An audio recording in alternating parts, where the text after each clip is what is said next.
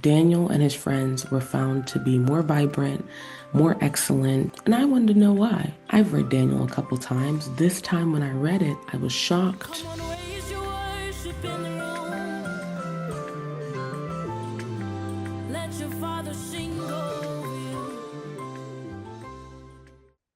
Hi, I'm Jane, and you're listening to the Same Sufferings podcast, a reminder that you're not alone and encouragement from people who have been there.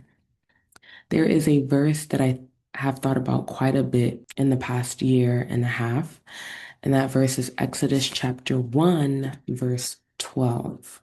It says, "But the more they, being the Egyptians, the more the Egyptians afflicted them, the Israelites, the more the Israelites multiplied and the more they grew or spread out, so that they were in dread of the sons of Israel. The more the Egyptians afflicted the Israelites, the more the Israelites multiplied and grew." And it reminds me of John chapter 12, verse 24, which says, "Truly, truly, I say to you, unless a grain of wheat falls into the earth and dies, it remains alone. But if it dies, it bears much fruit." The first time I came across that verse about how the more the Israelites were oppressed, the more they multiplied and grew, it was quite confusing because you'd think the opposite would happen. The more a person is oppressed or afflicted, the more their light dwindles or the smaller they become, or things kind of are chopped away at their life. But that wasn't what we saw in the book of Exodus, chapter 1. We saw the opposite. And I wondered how that could be. And John chapter 12 kind of gives us um, some insight into that. That there's something about being pressed and crushed that for the average person should lead to being destroyed. But for the believer, for the child of God, for someone who is set apart for the Lord, like the nation of Israel was, it leads to new wine. It leads to bearing more fruit, just like how the Bible talks about the branches that bear fruit, the Lord prunes all the more so that we can bear more fruit. So, anyways, I wanted to look at the life of Daniel. Daniel was someone who was in affliction, in oppression. He was quite literally in slavery for a significant part of his life. And if you've read the book of Daniel, you know that Daniel, although he was enslaved, he was set apart, thriving, absolutely thriving where he was, doing some crazy stuff. So I wanted to look at the life of Daniel, and I've read the book of Daniel a couple times. The last couple of times I read the book of Daniel, I was kind of shocked because I'm sure most of us are familiar with the story of how the captives that were taken from Israel, or was it Judah? The captives that were taken from Israel were offered the king's food. Most of us are familiar with the story. David and his friends, sorry, not David, Daniel and his friends reject the king's food, a request to eat fruits and vegetables only. And at the end of what was it, 10 days, 1 week, 10 days, um, they were found to be even more vibrant than the people that ate the king's food. We've read that. We've heard the story. I've read Daniel a couple times. This time when I read it, I was shocked. I was shocked. I wanted to know on the topic of thriving despite affliction, thriving despite oppression. Daniel and his friends were found to be more vibrant, more excellent, more intelligent, more this, more that. And I wanted to know why. Did the Lord just decide, for these people, I give you excellence, which the Lord is sovereign and can do? But I wanted to know if that was actually what happened. So I went back to read. And what I found surprised me. If you look at Daniel chapter 1, verse 3. You can start from verse 1. You should really read the whole book, but it's not that long. If you look at it in layman's terms, not everyone that was taken into captivity to Babylon, but in this passage, the start of this passage, the start of the book of Daniel, everyone who was taken into captivity here, the Bible refers to them as the sons of Israel. So all of the people in this little group that was taken with Daniel and his friends, they were all part of the chosen people. They were all part of the people that the Lord has set apart for himself. Okay.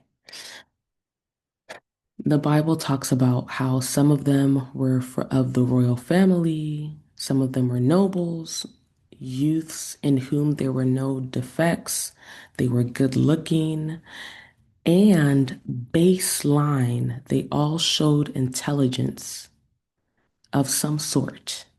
In every branch of wisdom, they were endowed with understanding and discerning knowledge. They had ability to serve in the king's court. And then after that, they had been ordered to be taught the literature and language of the king.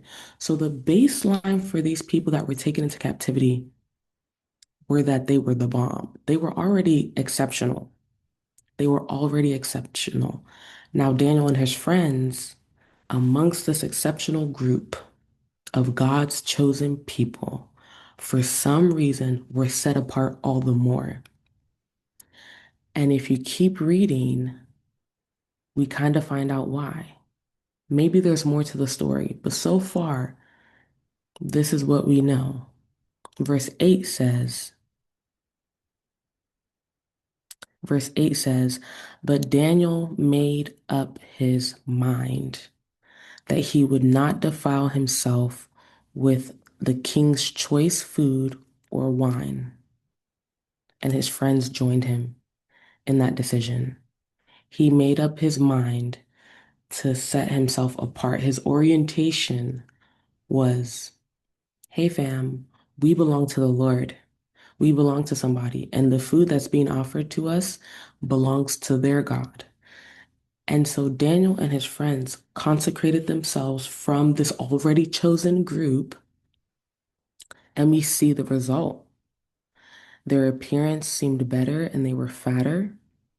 Verse 17 says, as for those four youths, Daniel and his three friends, God gave them knowledge and intelligence in every branch of literature and wisdom. Daniel even understood all kinds of visions and dreams. And then at the end of the time, which the king has specified for the captives to be taught and fattened and all these things, Daniel and his friends, it says the king found them 10 times better than all the magicians and conjurers that were in his realm. And this verse about how God gave them knowledge and intelligence and all these things comes after that decision to remain consecrated unto the Lord. And we see this pattern of consecrating themselves unto the Lord throughout the book of Daniel. We see it when the king had a dream and was ready to kill everybody and their mom because they couldn't tell him, which is crazy, but let's not go there. We see it when the king had a dream and wanted someone to tell him what his dream was and what it meant. And Daniel's response was to gather his friends so that they might request compassion from the God of heaven. So they weren't like, look, don't even worry about it. I know dreams. I got you. They were like, there's a God, the Bible says. However, there is a God in heaven who reveals mysteries. That was their orientation. There is a God in heaven who reveals mysteries. We have the connection. We belong to somebody who has the answer for your problem. We consecrate ourselves. We don't defile ourselves with your food. And when we have a solution, we know that the solution is not of ourselves, but of the person we belong to. And we see it again with Daniel's friends, right? When they are required to bow to an image of the king, and they say, absolutely not, can't do that. We belong to someone, we belong to the Lord. Now, the Lord can save us from the fiery furnace, but just in case he doesn't, we want you to know we still wouldn't bow. Consecration, no matter what the consequences are, I belong to the Lord, and that causes me to do X, Y, and Z. That causes me to live a different way, no matter what the consequences were. And what we see consistently throughout this, number one, is that decision of consecration always went hand in hand with the spirit of excellence and diligence and wisdom, extraordinary intelligence.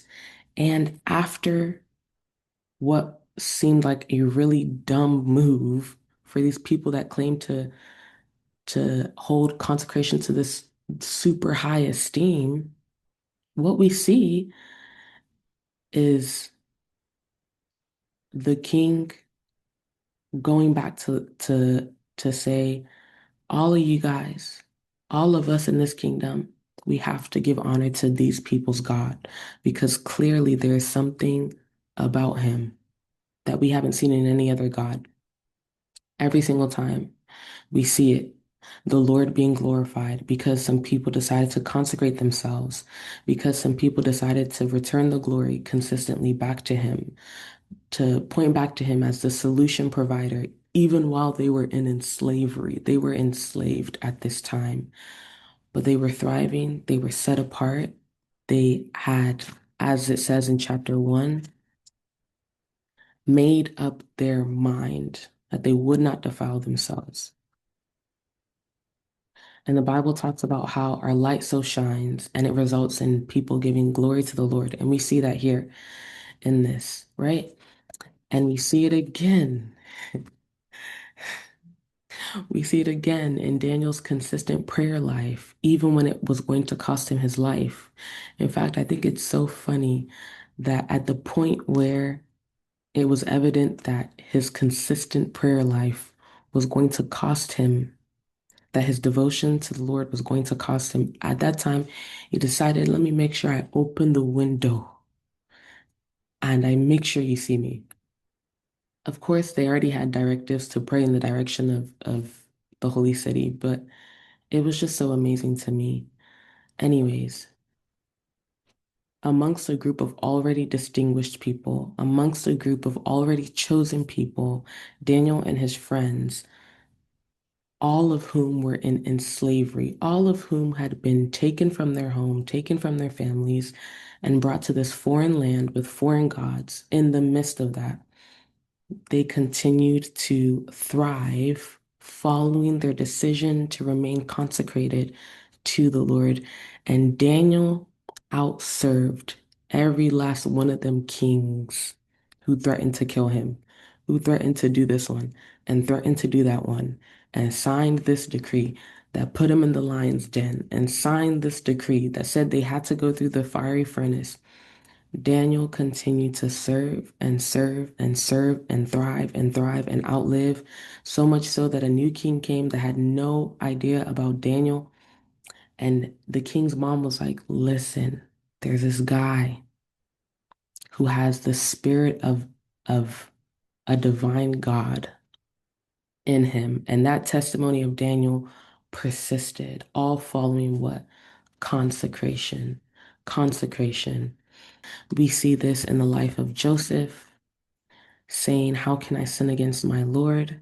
And it gets him thrown into prison, and he finds himself in prison. Again, we see that consecration and that spirit of excellence coming together. And even in prison, Joseph is set apart. And we see it even with Paul and Silas when they were in prison. They consecrated themselves in worship and songs of praise and prayer, and those chains fell off, and people got saved, they and their households. Consecration is a really great way to thrive despite affliction, setting ourselves apart from the Lord. No matter what's going on around us, no matter where I found myself, I belong to somebody. And the person I belong to is worth remaining faithful to. despite the consequences, despite what is going on, even though this isn't what I thought it was going to be, even though what I see right now doesn't look like what he promised, I choose to remain consecrated. I choose to remain devoted. I choose to remain faithful to him and consistent in my fellowship with him. And of course, now this begs the question, what is consecration in definition and practically speaking? That is a conversation for another day, but I think a great way to end this conversation is with John chapter 15, verses 4 to 11. John chapter 15, verses 4 to 11 says, Abide in me and I in you, as the branch cannot bear fruit of itself unless it abides in the vine. So neither can you unless you abide in me. I am the vine, you are the branches. He who abides in me and I in him, he bears much fruit. For apart from me, you can do nothing. And if anyone does not abide in me, he is thrown away as a branch and dries up, and they gather them and throw them into the fire. And you can go and read the rest. These are standard, this is the condition of, in this analogy, or is it a metaphor? It's a metaphor, right? Parable? I don't know. The condition of these plants, of these trees, of these branches are not like, it's not like they were dying or thirsty. This is like baseline condition of vegetation. And if you abide, you bear much fruit. And if you don't abide, you get cut off and thrown into the fire. How much more when you're in a situation that ought to kill you? The fruitfulness of abiding. You're like a tree planted by the rivers. And that's it.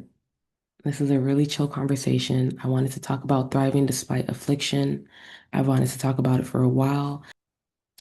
I hope this blessed you. I hope you share it with a friend. I will see you next week. I'm really excited for next week's interview. It's a really great conversation. Stay tuned, and I'll see you then. Here's All Your Days by Tobi Samagbeyi. I will see you. I'm not going to see you. This is audio. I will talk to you next week. Come on, raise your worship in the room. Let your father sing over you.